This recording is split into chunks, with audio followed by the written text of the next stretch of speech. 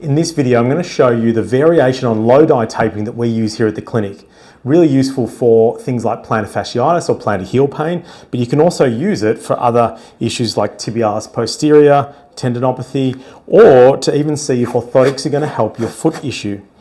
I always start with an anchor here across the metatarsal heads here, and just get your patient to hold their foot up in that position so it's on stretch a little bit.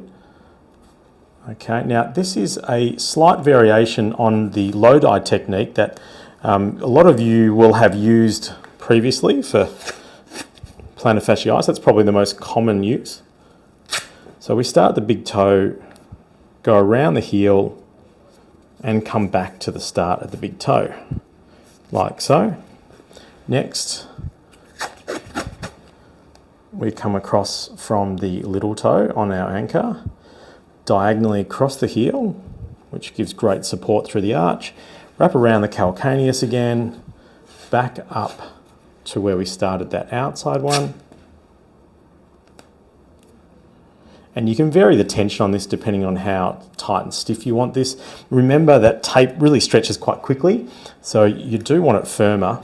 Now here's the catch. This is what I like doing. Starting just behind the base of the fifth metatarsal, under the cuboid, coming around immediately through the arch, across the navicular if you can get it, and very gently across the top. It's important not to tourniquet the foot, so just relax your foot there, thank you. Across the top here, back to the start there. That just really locks everything in, gives a little bit more additional support through the midfoot, and then the final bit is we just close that down again, pushing up through here to give the metatarsal some support, locking everything down, and that's a really helpful variation on the low-dye technique that'll really help a whole lot of foot conditions. Test it out for yourself. Pop your comments in below and I'll respond.